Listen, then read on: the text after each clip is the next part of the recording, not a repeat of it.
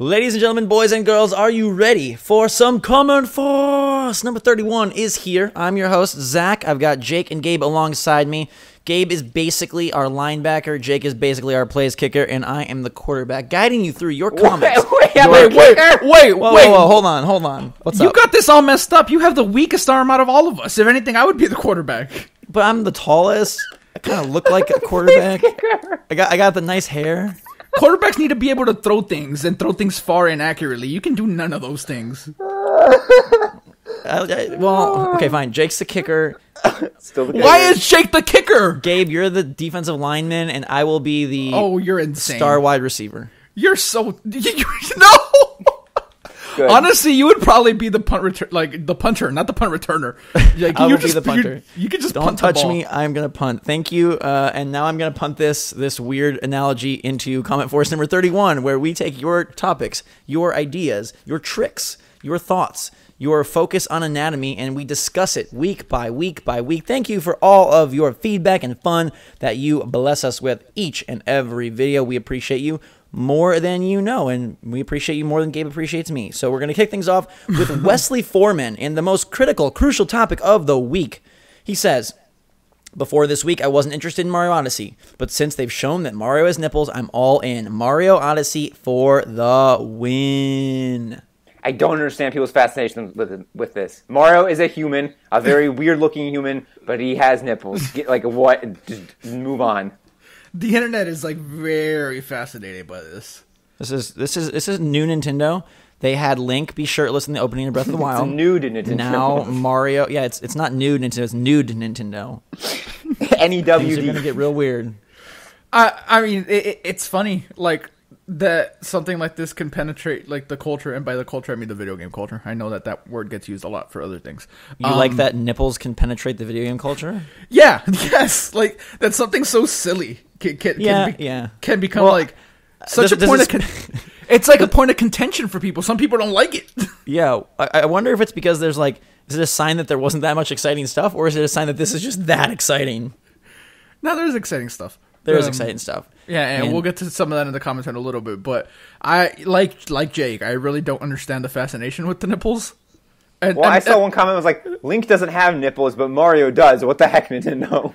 And honestly, they're pretty average into nipples. There's nothing spectacular about them. I think it's just the funny. Why would you even go that far? I think it's the funny effect of Mario's not a plumber. Adding sort of more of that realism, and Mario seems so just out of left field that now dude, it's shirtless Mario, and also Mario's always in the same outfit. In this game, he's just not. So I think it just speaks to the variety, the spices of life. The Luncheon Kingdom has spiced Mario up. Is it bad that I was more fascinated with shoeless Mario? He's just not wearing shoes. He's just hanging out. Dude, he's on vacation. He's on the beach. Shoes just slow him down. No, I agree. I'm just saying. I'm surprised that nobody's said anything. I was surprised he had 5 toes. You were surprised that Mario had 5. What is this? I don't know the anatomy. Since all right, Jake, carry us to the next comment. We're going to Dizzard. Dizzard is like a lizard in a blizzard, but it's Dizzard. So he or she says YouTube should add a spoiler mode option, so content creators can have both a regular title and a spoiler-free title for their videos. So if you turn spoiler mode on, you'd only see the spoiler-free titles and videos. So it'd be like the Reddit filter, where it would just blur out the text or something. Kind of interesting, but if you're kind of on YouTube looking for videos about the game, I don't know. Most people don't put out crazy spoilers in the thumbnail or title. We try not to do anything that hasn't been officially released by Nintendo in the title. To me, this is a brilliant idea. It's one that YouTube will never do. I'm not sure how much brilliance they have when it comes to new decisions, but it would be super cool to be able to highlight titles like that. Well, yeah, that you touched on what I wanted to say. I don't know if Dizzard knows this, but YouTube is not great at doing things correctly. This isn't. Yeah, no, it's not gonna happen. I still feel a type of way about these Mario spoilers. I understand it, but it's a Mario game. Yeah, I don't know. Whatever. I don't want to be insensitive to people, so I guess we can move on. Luis Campos says, What if there were like a family Switch bundles? So like one dock, 4 Joy-Cons, and 2 Switch tablets. It could be a little cheaper because there would only be one dock, so it would cost like $520 because the dock is like 80 last time I checked. And the Joy-Con could be themed like Mario/Luigi with red and 2 green. With 2 red and 2 green, excuse me. It would help families with like 2 kids, and each kid can have their own Switch, and just like one family dock. That's a good idea. But you gotta be a family pack would be really cool. Yeah, you gotta be a rich family to afford that. No, not really. $520, that's standard-ish for like new consoles. Not the Switch, obviously, but when Xbox One first came out, that was $500, wasn't it? Yeah, and it would be cool if they did offer more of this flexibility to kind of utilize the Switch as more of a handheld. And I do wonder if they switch more in this direction as time goes on, like move more towards that handheld hybrid focus and maybe even drop off the dock from some of the bundles. It would be interesting to see. But yeah, I feel you, Luis, on like multi-Switch households having multiple docks. It is nice for different rooms and different connection points. But yeah, a bigger bundle where you did have like different themed Joy-Con and kind of could do it all in one, that would be a great like holiday idea. And maybe someone will make one that makes sense versus like the price gouging bundles that a lot of the stores put together. Are they price gouging, though? Because they're not like... Well, okay, they're not price gouging. They just bundle things that you don't really want. Yeah, exactly. Like, they'll sell you things that you don't need whatsoever, but, it'll be regular price. Hey, I even think a bundle that had, like, two neon blue and 2 neon red Joy-Con, like that sort of multiplayer pack would be really cool. Like, give you a little bit of break, charge, $50 for the Joy-Con, so it was a $350 bundle, so you could get in and get some multiplayer going right away, or a Pro Controller bundle. That would be really nice. I know we're getting the Mario Odyssey bundle, we had the Splatoon bundle, but those didn't add any multiplayer options, so it would be cool to see Nintendo do that. But well, you can already do multiplayer right out of the box. That is true. One Joy-Con is still one wonderful way to go. And Connor White thinks we're going to have a big 2018. He says, well, we already know there's a mainline Fire Emblem game next year, a new Yoshi game, a new Kirby game.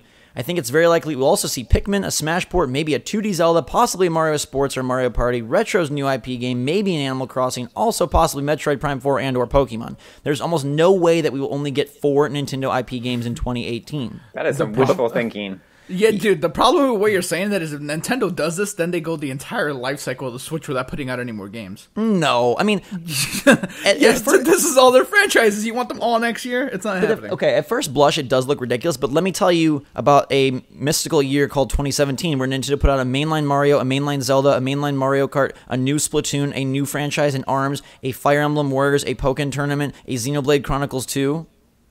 Which is exactly why... I am saying that there's no way that they can keep this up. It is not a rate of the drops that they can maintain. It's just impossible. I don't know. I mean, not on this list is Donkey Kong, 2D Mario, like Kid Icarus. There's still some stuff that's not listed. Sure. I mean... I don't think it's going to be this many titles, but I think that, some of them, half of them. And I'm probably just being like a little like facetious or I'm tempering my expectations when I say like 4 games. There's probably going to be more than 4, sure. But I think to expect like the same rate that we had this year is just unrealistic, in my opinion. I could be totally wrong. I think it's unrealistic and it's going to set you up for disappointment. But that's just my personal opinion. The more games, the better, obviously. For sure. I think third party will fill in some of Nintendo's work for them in 2018, but I do think we get a number of these. Maybe not this entire list, but, Fire Emblem, Yoshi, Kirby, we know. And then, I could see a Mario Sports or a Mario Party and Metroid and maybe one other surprise. That would be totally reasonable to me. I think 6 games is completely viable. Or throw Pikmin in there instead of something new, or throw Pikmin in there instead of Metroid, or however it's going to work. I still believe Metroid Prime 4 is the big 2018 fall title, but we'll see. I really, really, really hope so. I really don't think so, though. But, I mean, I've made my position on that clear. Yeah. And again, I'm totally cool being wrong. Don't mind it. All right, Jake, let's help Ghoulish not be wrong. Can we help him not be ghoulish first? No, he's got to be ghoulish. Oh, okay. Switch Force, please help. It kind of looks like a mix between Gengar and a Cheshire Cat. Anyway, Switch Force, please help. I am only allowed to get 1 game. Self-imposed rule. That's a good self-imposed rule. I guess they're trying to save money. Between now and my birthday in December, I don't know if I should get Mario Kart, Splatoon 2, or Overcooked. I wanted to have fun with the games, obviously, but I'm also in school, so multiplayer would be nice. This would be an easy decision if Splatoon had local co-op split screen, but since it doesn't, I don't know. I really want Splatoon, but the local play of Mario Kart is really tempting. Should I get Splatoon for myself or Mario Kart for its local play? I'm really split here, so it'd be great if I could have some help. Thanks. No, get Mario Odyssey, dude. If you're waiting between now and December, that is the clear, obvious choice. Super Mario Odyssey. That's my opinion right there. Sorry, multiplayer is great, but you can't. If you're gonna get one game between now and December, get Super Mario Odyssey, man. Or girl, yeah. Sorry. I don't know. I'm gonna be the weirdo here and say that Splatoon 2 is what I would get. Yeah, I mean, I guess it's what you like. There is some type of wait, no, there is no split screen co-op. Never mind. I was gonna say there is local co-op, but it's not split screen. Yeah. So forget what I was gonna say. Honestly. Yeah, I think yes, Mario Odyssey is gonna be absolutely phenomenal, but Splatoon 2, you get the game now, you can play right away, you can get going, you'll have multiplayer and single player. And cooperative options throughout the year. Someone can be Cappy, we understand in Mario, but it's not the same. And I think Mario Odyssey will probably be Game of the Year or right up there with Breath of the Wild. But just to play a little devil's advocate and maybe give you a different perspective, I think it'd be super cool to have Splatoon because that's something that has that longevity well beyond completion with their promise of years of DLC, Splatfest, events, new gear, things that you can order from the online shop. It really is just kind of, to me, one of my favorite uses of the Switch because it brings in a lot of elements and then is enhanced by the portability and being able to have it with you always. So you really can't go wrong. I mean, Overcooked is a cheaper title if you're able to. You could always get Overcooked now for that local multiplayer and then pick up Mario Odyssey when it releases. Maybe you could save up some money because Overcooked he's waiting is till super December fun. to get Super Mario Odyssey for his birthday. I wasn't gonna be like the little devil on his shoulder and say, hey, this is a self-imposed rule. Just get rid of the self-imposed rule. He doesn't say it. No. Wait. He doesn't say it's because of money. Maybe he has money. Maybe he's just like trying to be efficient. So maybe he's trying to save money, man. I don't know. I'm not going to assume that. So maybe get rid of the rule and buy 2 games. Get Splatoon and Mario Odyssey. Gabe always thinking outside the box. Live a little, ghoulish. Live a little. Patek Luminita says, off topic, but why doesn't Okami HD come to Switch? I don't know. It's a good question. Yeah, it seems like this would be an ideal fit. $20 coming out in December for the other consoles. Bring it to Switch. Capcom and Nintendo have some good stuff going. Okami was on Wii. Seems like it'd be a fun fit for Switch. Especially if they incorporate the touch screen for like the strokes that you have to do. I remember playing, I started it, but then I never finished it, and I would love to finish it, especially if you can take it portably. And they incorporated that brush stroke mechanic with like the touchscreen. That'd be super cool. But yeah, that would be a beautiful game to have on Switch, and something that I think that a lot of people would either love to play again or experience for the first time on the greatest hybrid ever, the Switch.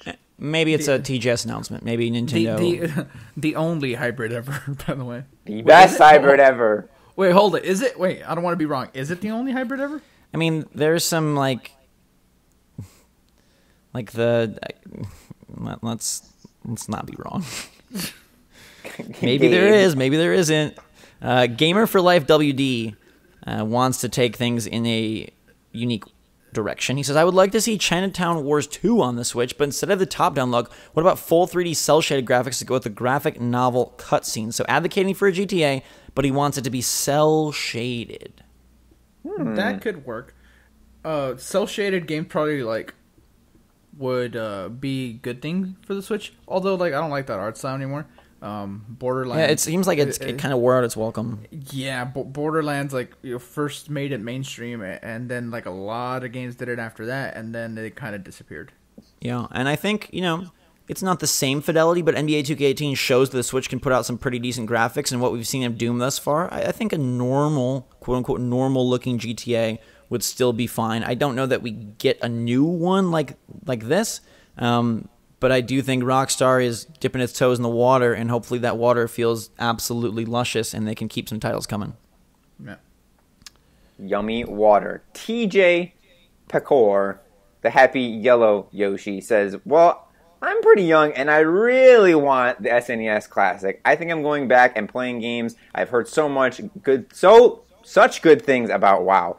I hope I can get one. And this is where I was wrong, because in the video where me and Zach were talking about them bringing back the NES Classic and putting out more SNES Classics than they did the NES Classic originally, I said that it was probably not going to affect Virtual Console because Nintendo's thinking was that the Classics were for older people, for more of a nostalgic collector's item type thing. And there was a lot of these comments on that video saying like, oh, I'm 13, I'm 14, and I can't wait to play these games either because I grew up on them, because my parents, wanted me to play them, or had them around, or because I've heard a lot of great things about these games and want to go back and play them. So I was wrong that the younger audience still really does want to go back and play these games, which I think is crazy and awesome and speaks volumes for Nintendo's longevity and how they can create games that are really, timeless, and people can word of mouth spread the great news about them, and then, younger kids who've never played them before want to get this new NES Classic, SNES Classic, to go back and experience those games firsthand. Yeah, the whole Virtual Console thing is so strange. We had some comments about like, oh, what's going on with Virtual Console? And frankly, I have no idea. So left those out. But I do like, and I think this just advocates more. I'm sorry. Just the way you said that. I have no idea. So I left them out. This is another reason I advocate over Virtual Console, because I do feel the games can appeal to a wide spectrum of players. And Super Mario World, for example, is a game that would be super fun on Switch for someone who is 6 or 60. And I know that's like such a cliche Nintendo thing, but it's so true. And Gabe, you're talking about 2018 not having as many franchises to pump out. Virtual Console would be a great way to fill the gap, because it still would be fun to take these games on that lovely screen on the go with you and have options for a variety of genres, a cavalcade of Nintendo titles, and they don't even have to dive into a new project. So really hope it comes sometime. I just feel bad for the poor dead horse that is Virtual Console. Well, we don't it's feel gonna bad become for alive Shigeru. soon again. Shigeru Miyamoto, Zach's friend. My favorite part is the money I'm gonna make. This is hilarious, because this is on my Mario Odyssey top 10 video from the new trailer, and I love that. And I asked people what their favorite part of the trailer was, and Shigeru kindly commented on our video and said the money he's gonna make. And I love whenever we see Reggie comments or Iwata comments or Miyamoto comments on our videos. It just makes me smile that people are doing this for us. It's just so great that all the top Nintendo execs watch Switch for us. Right, even the dead ones. Wait. Oh, okay, that wasn't funny, but it sort of was. The funny thing is that they even in the afterlife they choose to watch Switch Force. Oh yeah, it's not funny he's dead. I'm very sad about that. It's just a funny experience. Yeah. And to be clear, Miyamoto is not deceased. No. Just because I don't understand, someone might get confused. I wanted to just be very clear. Yeah, okay, I know. Wanted to be clear. All right. Next. All right. Michael Ferrara says, I totally get the person's comment about spending $2 per hour ratio for games. But how I look at it is that I don't get my money's worth for most games. There are a decent amount of games I've played for 15 to 20 hours. In contrast, there are a handful of games I've spent 200 plus hours on, like Mario Kart, Breath of the Wild, Pokemon, Twilight Princess, Call of Duty, Overwatch. You'll spend different amounts of time on different games, whether or not they are good. And yeah, I mean, I still think it's just so impossible to put a time to price like conversion on something. Games are going to be different, and there might be a game that someone spends 5 hours on that you spend 50 hours on. There may be a game that someone spends 5,000 hours on that you only spend 5 hours on. So for me, Destiny technically wasn't worth the 60 because the first Destiny I didn't invest time into, but tons of people played thousands of dollars worth of hours on Destiny, and that can go both ways. For me, Evolve was worth a bajillion. I played so many matches, and for some people, they played 2 and were done. So it's different strokes for different folks, and I feel like games should not be rated based on their time. They should be rated on the experience, and I think that's something that we've lost a little bit in recent time because of this extreme focus on giant worlds, giant checklists, giant maps, and that's all fine and dandy, and sometimes it works out really well, like in Destiny 2. I don't think, though, that needs to be the only way games are designed, because there's so much more artistry available for designers and developers to put forth in their projects. If it's a 2-hour game, that could be beautiful and well worth it in its own right. I heard this discussion a long time ago on One Up Yours, one of my favorite all-time podcasts back when EGM and OneUp.com were a thing. And Garnett Lee was talking about how there's some games that he liked so much, he would pay $150 for. And that was met with a lot of pushback. It's like, why would you ever advocate for paying more for a game? But I think that it just speaks to the fact that time is not what should determine price. We're lucky as heck that most games are the same price, and if they're not, they're cheaper. If we had this time thing, on the same token that you want to say that, okay, maybe Rabbids isn't worth 60, then Breath of the Wild would cost like 300, right? So it's like... Yeah, that's what I was going to touch on. And like, I understand this sounds like anti-consumer, but the people that are really, really like sticking to their guns on this like $2 per hour thing, cool. But if you play over 30 hours, you like, man, let's charge you per hour then after that, because you don't think that our game's worth it if it's shorter, but if it's longer, then you're stealing from us because it's $2 per hour. Like, and you only paid $60. Like, so like, it's just like a funny little thing. It's all really silly, to be honest. 2 things I want to touch on. You spent over 200 hours on Twilight Princess. That's incredible. Second of all, I, again, agree with Zach that it's more about the memories and experience. Like Bioshock and like Last of Us, things like that, those are games that like stimulated my imagination and my emotions so much that I still remember them. Whereas like I don't remember every Mario Kart race, so I'd much rather spend more money on like those single-player, in-depth, immersive experiences than some multiplayer games that I could spend 1,000 hours on, but, you know, don't, because it's not the same level of an experience. Well, yeah, and it's, you know, I don't think in any way we're anti-consumer. It may sound like, oh yeah, charge $100 for games, but I'm pro-industry, and I want the industry to thrive, and they've kept it at $60 for a decade, and that's insane, so I'll take it. If we get a 10-hour game for $60, I'm a perfectly happy camper, because I remember paying $90 back in the SNES days, and that was ages ago. Well, yeah. To be clear, you weren't paying. Your parents were paying, but yeah. Okay, well.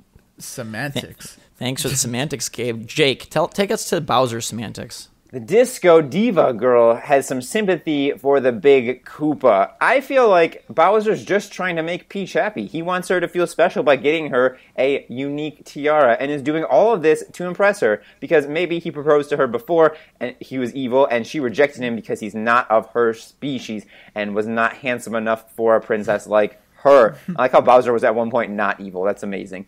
He's doing things for the reason, but just not doing the right things. Also, I feel like the moon is really where the wedding will take place, since the entire globe will be where Bowser will be gathering materials and prepare for the wedding. Once again, more ways to make Peach feel special because he cares. First moon wedding. Let's do it.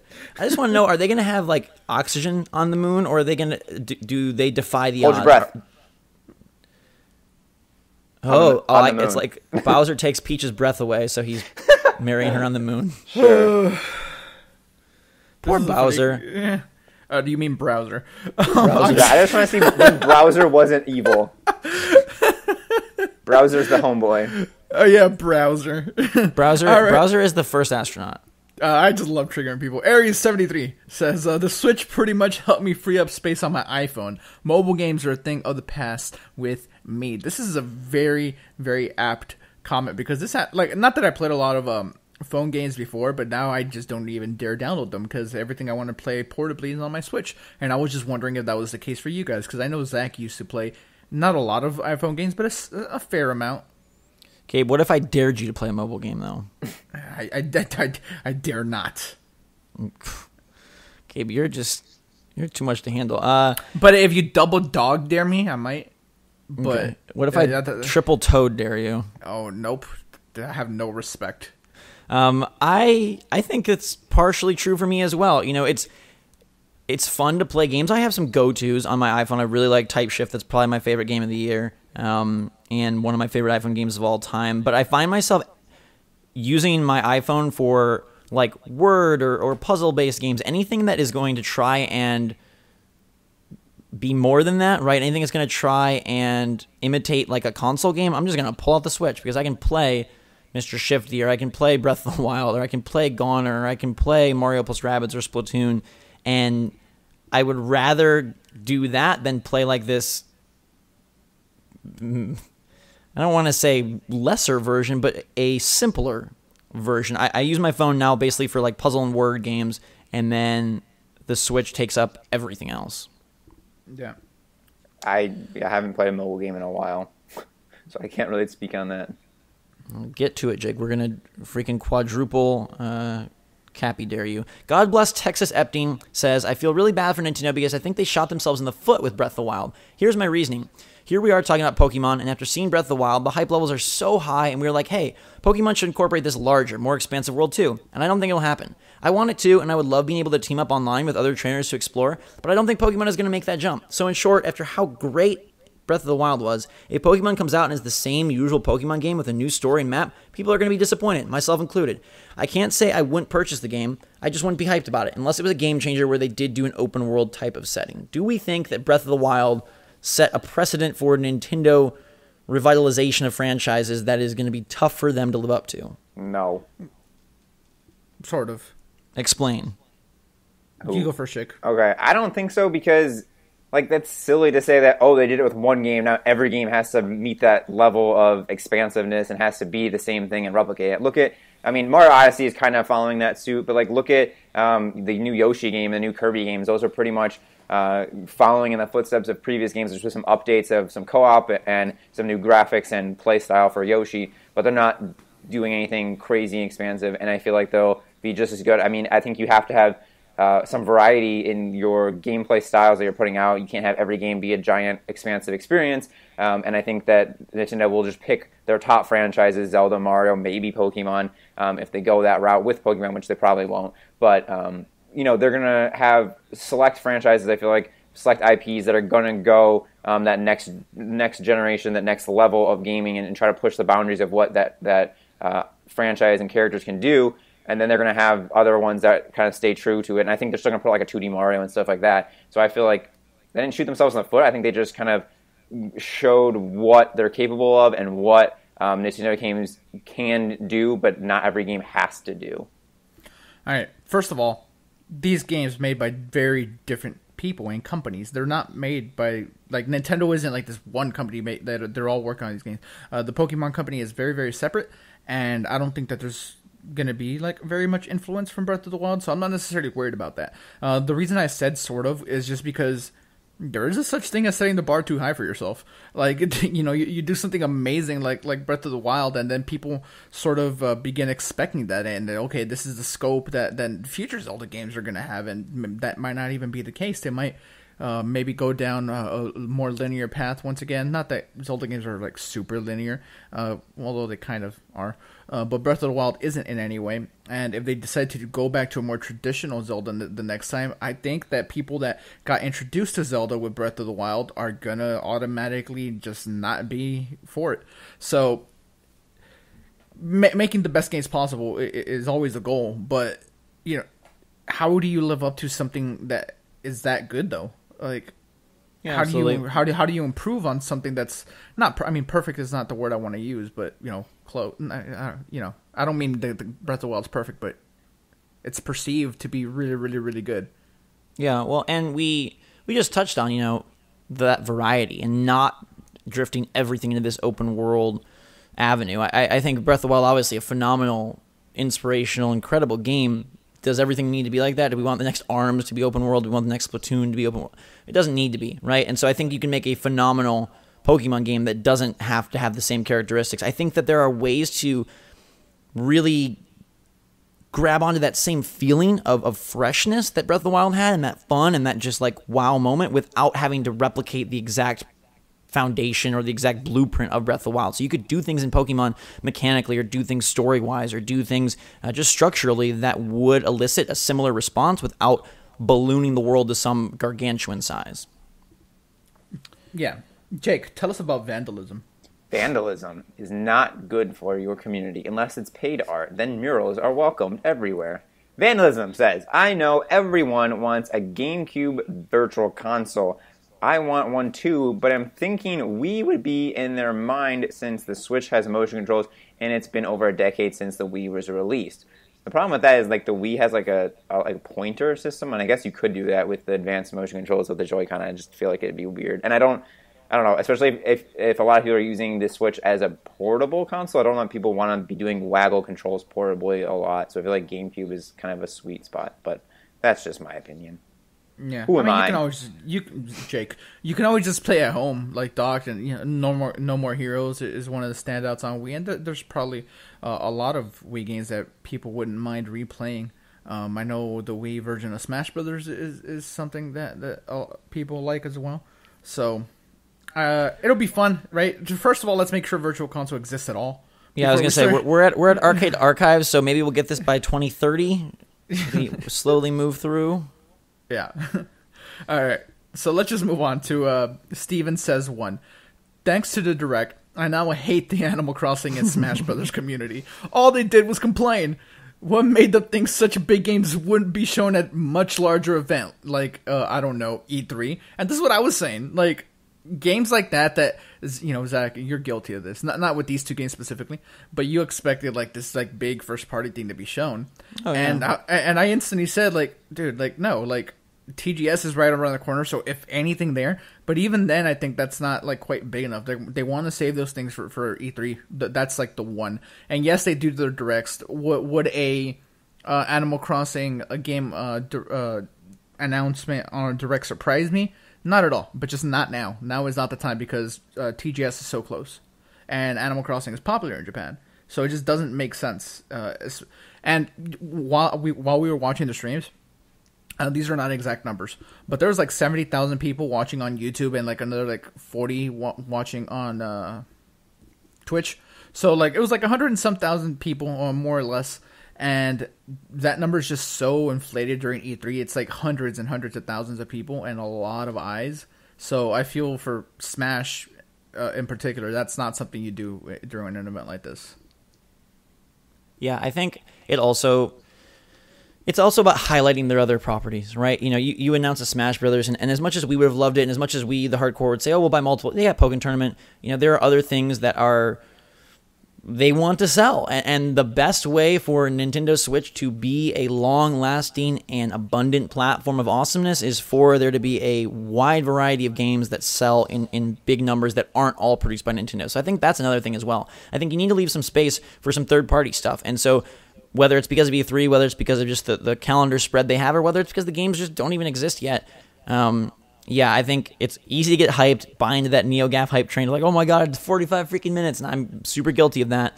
But I think, yeah, Smash Brothers is one of their top, I might argue that it's the next Mario Kart, Mario, Zelda, Smash, like those are their top four probably, so that's going to get a bigger release. Super Pig, though.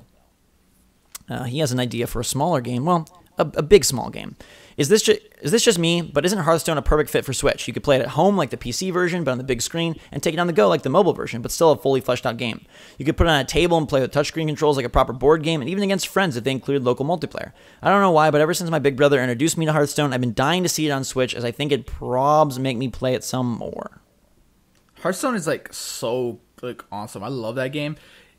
It's just a little for me.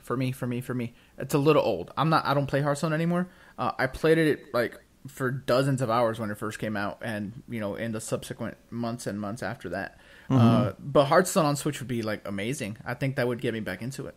To have like a small, thriving like Switch Hearthstone community would be pretty cool. The problem with that is Blizzard doesn't do console stuff too much. You know, they do Diablo and. You know, Diablo 3's on consoles, and whatever the next Diablo happens to be, I'm sure it'll be on consoles as well. But Blizzard is primarily on PC for the most part. And Overwatch is also on consoles before, you know, someone says, like, yes, they do console stuff. It's just that it's not super often. Like, they don't do it for all their stuff. So Hearthstone being so online focused, it seems like that's probably going to stick to PC, but it's a great idea. Yeah, I mean, and so far, the only thing Activision has put out for Nintendo Switch, as far as I know, is Skylanders Imagineers at launch. So we need Acti Blizzard to get on board with the Switch, and so far they've shown no signs of that. I can't imagine that lasting forever. I do think more like board game style things like this would be really cool, especially the eShop, and maybe we are headed that way. You know, we got a very popular Asian MMO hitting the Switch, and maybe that's just like sort of another door opening to other genres being possible. Yep. Interesting stuff. Keith Johnson. I don't personally care about huge third-party support, as I have access to all systems. I do see the huge importance of the support for the overall success and options for players. With that said, Nintendo is taking some chances with Wolfenstein Wolfenstein, as the Nazi/hate themes are strong and very non-Nintendo. Doom is just gore and great music, so no huge deal, but this could lead to some very open-minded things for not only AAA devs, but indie titles. Great news and a big step for Nintendo to approve that content. I just like Dr. Wolfstein. Dude, Dr. Wolfstein is my uncle. Is he a friend of Browser? Yes. Dr. Wolfstein created Browser. Goodness gracious. But good point. Getting mature games on Switch is obviously great, and hopefully it keeps happening. I'm just so bummed that Wolfenstein is so late. Well, and we don't know how late, right? Like we can't be. It's late. It's months, at least months. Like I think it's pretty late, honestly. But cool nonetheless. And yes, mature rated games on Switch, good thing. Yes. All right. With that, we move to Gazensha Fox. I'm bad at reading weird names. Not that the name is weird. No standouts for me personally that weren't already aware of, but good direct for Nintendo overall, showing some reasonable third-party support, strong games, but only from a couple of publishers, hopefully a sign of things to come. Interesting that they chose to highlight this week's Splatoon and ARMS updates just to let people know that they're continuing to support. Xenoblade Chronicles went far too deep on the mechanics. Reading off the factions was fine, but it was two trailers rammed together in a way that just didn't work. Only a weak point of the direct overall for me. Well, some people liked it. There was comments about how they liked the in-depth nature of the Xenoblade presentation. To me, just the old man's voice, that was it was just comical. So I couldn't take it serious. So it was just so hardcore, man. Yeah. I'm super excited for the game. Yeah, overall, I agree with your thoughts. No standouts for me either. I've played Doom twice now. So that I'll probably touch it on Switch to see what it runs and stuff, but I can't see myself playing through the whole thing. You're gonna have to download the multiplayer separately, we found out. But yes, Gazensha, I agree with you, and these were my expectations going into the direct, so I still subscribe to that. Going with tempered expectations and be happy.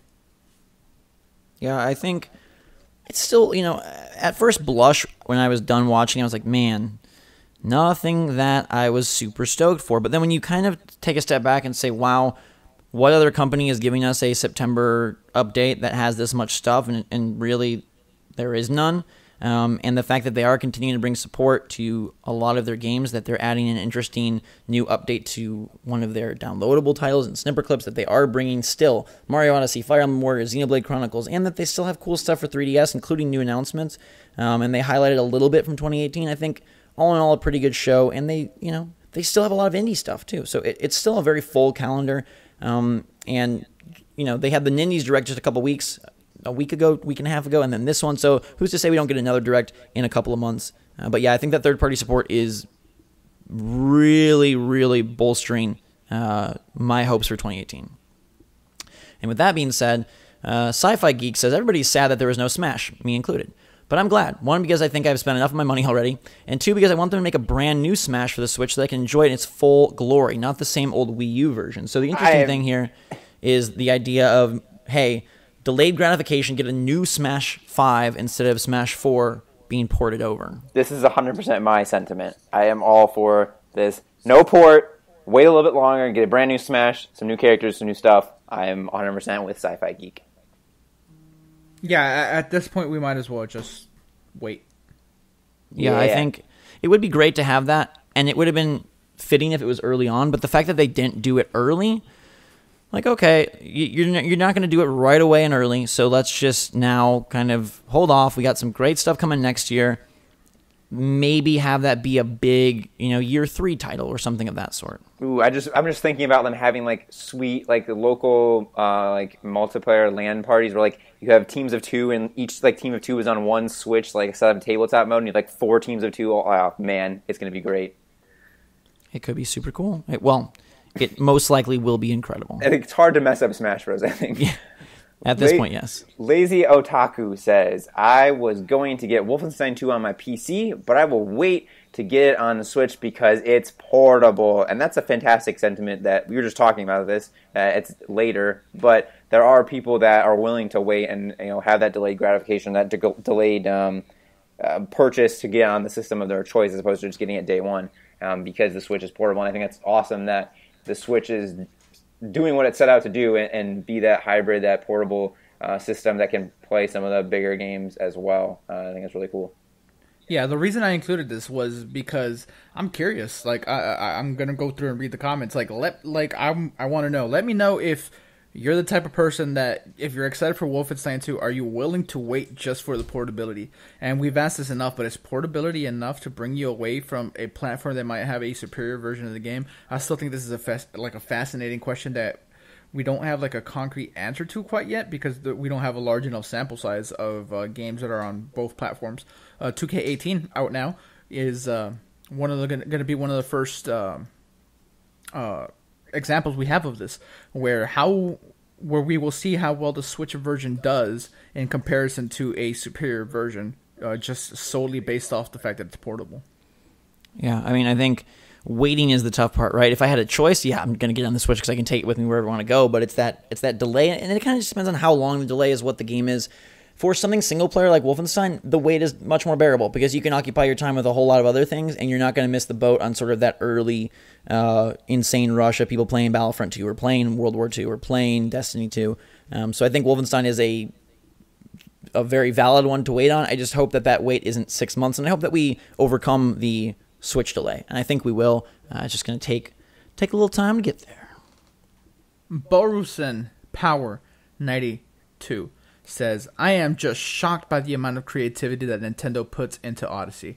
When Super Mario Galaxy came out, I thought, what could be better than this? But never underestimate the creativity and genius of Nintendo. Yeah, they are very creative over there. They do a lot of cool stuff. Yeah, I think, Jay, you can speak to this the best of anybody because you've done so much research, but they really have packed this game so chock full, and we've said it over and over again, but like they keep impressing with how much is actually in there. Any concerns over length or size or scope out the window, and they claim there's even more to be revealed, so I have zero concerns about Mario Odyssey anymore. Yeah, just to keep it short, I think that the most impressive thing to me is, like you said, how they continue to keep adding more and more to it each time they show a new trailer or a new gameplay of it. Like you start out and we thought like, oh, there's a few, like 4 major kingdoms and cool capture mechanic and stuff like that, and they're like, oh no, but then you can do this and you can do that, and there's so many outfits and there's so many new characters, and it's crazy how much time and effort and attention to detail they put into the game, and how they put in the forefront the fun and the gameplay of it, and how they kind of said that their main goal was to see how many things they could have Cappy capture and make that the main mechanic, and then base everything around it. And obviously there's been tons of stuff thrown in to support that with all the throwback or callbacks and things like that, and references and worlds and unique places. But I like that the core of the game is how can we make this as fun for players as possible. Yeah, and that's what Nintendo's brilliant at, right? Is just putting all fluff aside and delivering the most fun hands-on-the-controller experience. I think that's something that's so critical and so missing from a lot of games these days. We have expansive worlds, we have gorgeous graphics, we have, fantastical multiplayer experiences, but is it really great to press the buttons? Does it feel really good every moment you make a jump, every moment you transition from obstacle to obstacle? And that's what Mario does best. And October 27th, please. We're like 43 days. 43 days, baby. Jared Kahn. At the time of the recording. Yes. Jared Kahn says, should I get one of the Joy-Con if I have one of each Neon? I'd just get a single Joy-Con from eBay or something. I don't know. That's what I did with the yellow one. I really, this blew my mind because I always think about Joy-Con in pairs, but I like this guy's idea that he's expanding his Joy-Con collection with one Joy-Con from the different colors schemes, because then you're able to have a whole lot more without double dipping and having, like I have, 20 Joy-Con that you can't possibly...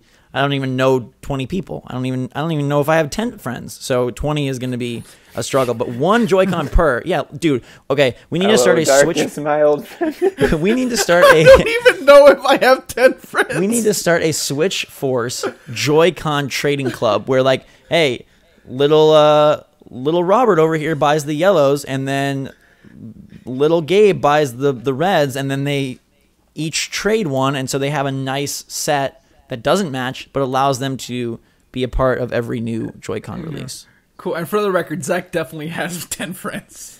I I know 10 people that are your friends. Stop. Wow, you know more people that are my friends than I know. After we start the Switchforce Joy-Con Trading Club, we're going to start the Switchforce Zach Friend Initiative.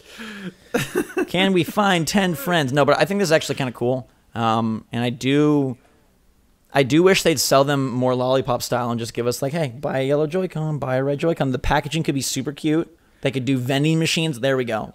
At Nintendo World in Universal Orlando, I want a Switch Joy-Con vending machine. Zach, would you buy? No one else would do this. This is just a question for you. Are you going to ask me about a Joy-Con blind box?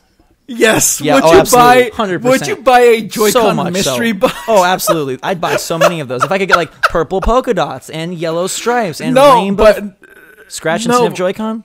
No, but what if there's like a high probability that you still just get neon red or blue? I'd still buy it. It'd still be so much fun. Oh, okay. $50 mystery Joy-Con box, or no, it would be like what, $40? Yeah, something like that. I am the worst when it comes to like that sort of stuff. Ugh. I'm bad. But this was a very good show. Thank you everybody for all of your comments, your questions, your thoughts, your themes, your ideas, and your interesting Switch Joy-Con single purchase bonanza.